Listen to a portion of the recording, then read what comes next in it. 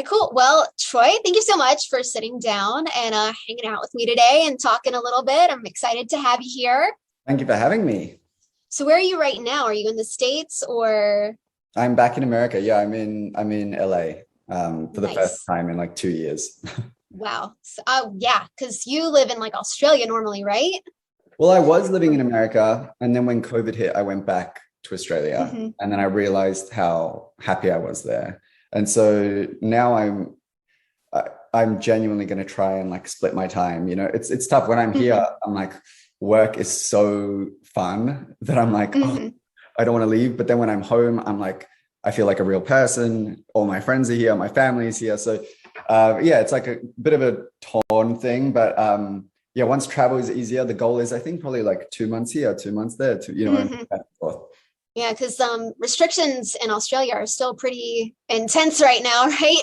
Very, very, very intense. But I mean, for good reason. Our vaccine Hmm. rollout took a long time. They're just now reaching the goals that they wanted to, and so things are starting to open up. I think Sydney's opening up like today, which is so exciting. So I'm very relieved for my family and friends because it's been Hmm. a really, really long slog. Yeah.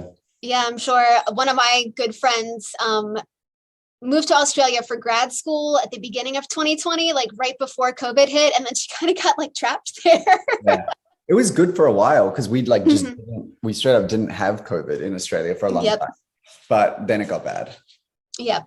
Yeah. So, what have you been doing? Speaking of the pandemic and lockdowns and things like that, what are some of the things that you've been doing aside from like writing music? Have you picked up any fun hobbies or anything like that?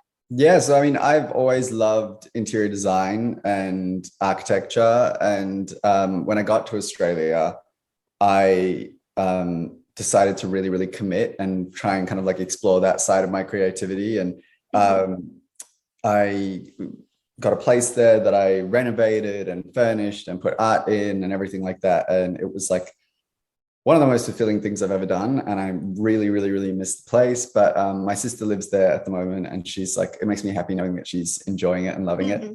But yeah, that was really fun. I was like, just kind of educating myself and learning a lot and trying things, and it was great. Do you think you would ever maybe launch your own line of like home goods, interior design products, like I would pillows love and to do furniture and stuff? that. I'm like a huge I love fragrance. Like Hmm. home spray, like room sprays and Hmm. home fragrance is really.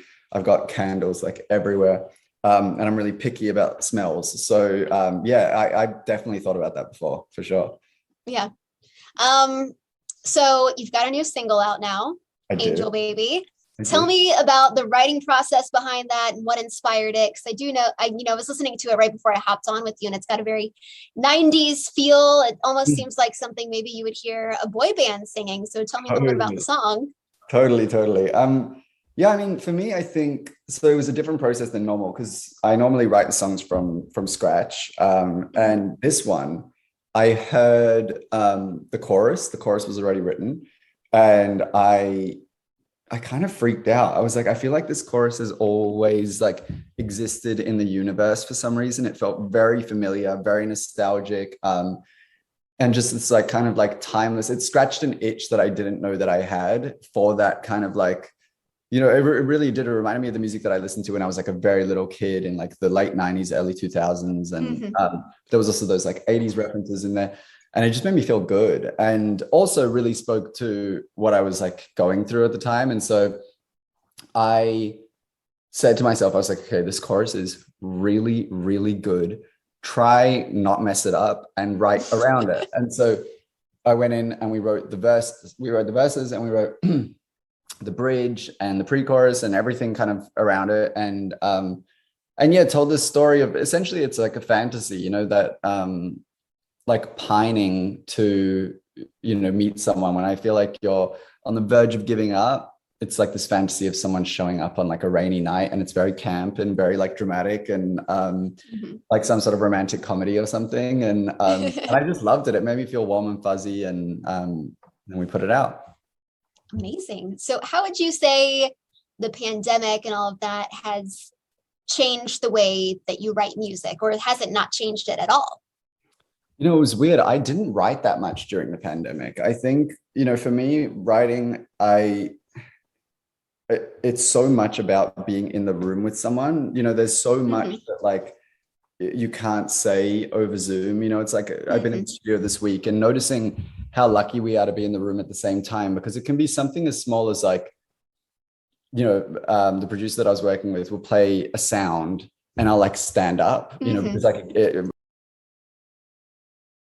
like my mind starts racing, so I'll start pacing around the room, and you can feel that energy in the room, and Hmm. it's like it's impossible to, for me at least, it was impossible to do over Zoom or virtually, and I don't play an instrument well enough to like produce my own music, so I was kind of stuck. I wrote a little bit of like lyrics and stuff, but I really ultimately ended up placing my creativity into my house and different areas. Hmm. I've heard from other artists who have been, creating and writing music during all of this saying like, there were some of them were like, the Zoom thing actually kind of worked for me. But then others were like, you really need to be in that room to have those like little, just like tiny, tiny moments that might not seem super significant. You need them in the moment to like create a song. I guess like the best example I can think of, or the closest thing to it, is like a Zoom date versus going on Hmm. a real date with someone. You know what I mean? Right. You're picking Hmm. up on the tiny little things, and you feel the like Hmm. electricity in the air or whatever, and all of that is like kind of gone over Yeah. the Zoom, for me at least. Yeah. Yeah. So you were also you collaborated with Regard and Tate McRae on the song "You," which Yeah. is one of my favorite songs that I've heard over the last year. And I'm not like just saying that because you're sitting here in front of me. Like I love that song so much, on repeat constantly. Thank How did you. that collaboration come about? That came from Tate.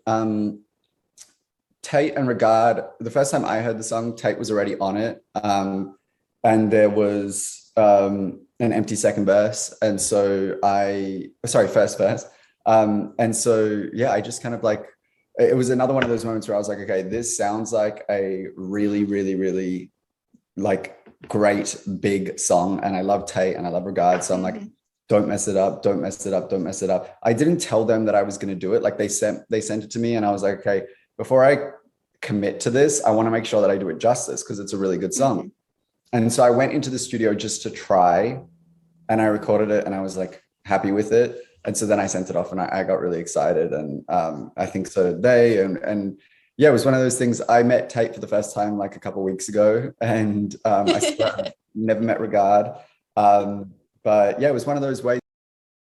How can I be creative and how can I kind of keep my mind alive while I was in Mm-hmm. Australia and not able to work as much as I am used to. Yeah. Now, I guess it was about a week or so ago, you were in Rihanna's Savage Fenty fashion show. Yes. How was that? Like, what, was that like your first time ever modeling? Would you walk the runway again? What was that like? And what was it like to be asked by Rihanna to participate in this? So it was not my first time. It was I think it was my second time doing a runway thing. Mm-hmm. But I mean, it's crazy.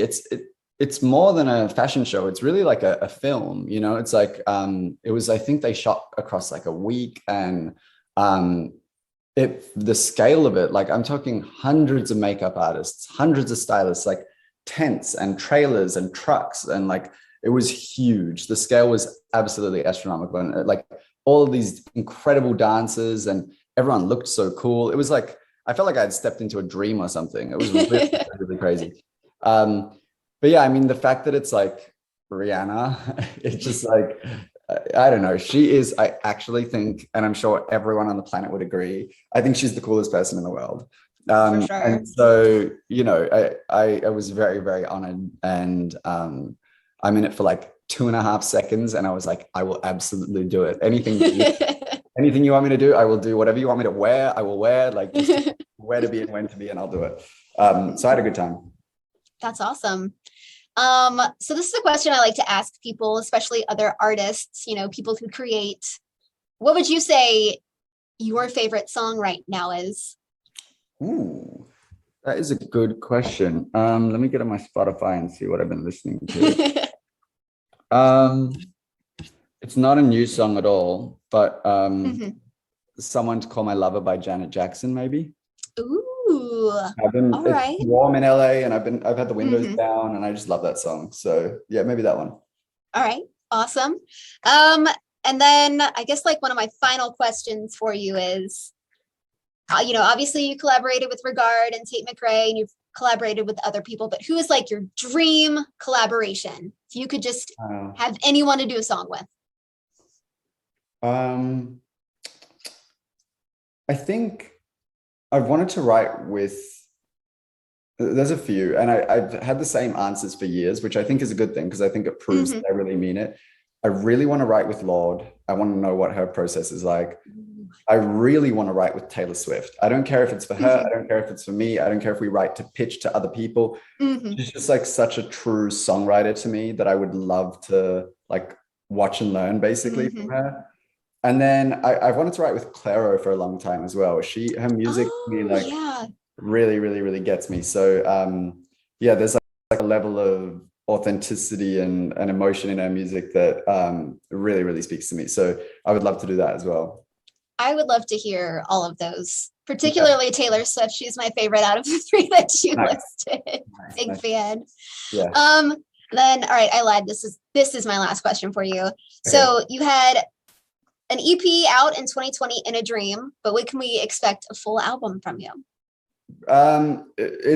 It'll be the next thing, I think. Like I might release like a song here and there.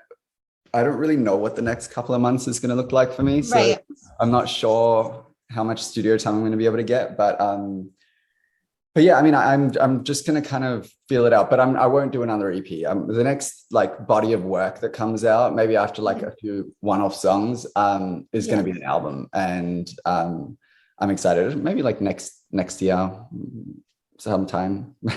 Good things take time, so take your time. All right. Well, Troye, thank you so much for sitting down and talking to me today. I really appreciate it. Thank you for having me. Good luck on your album, and then you're doing shows soon, right? No, I mean, no, not really. No, not really. No. Okay. Next year. All right, cool. Well, again, thank you so much for sitting down and talking to me, and have a great day. Thank you so much. Enjoy your day. All right, bye. Bye.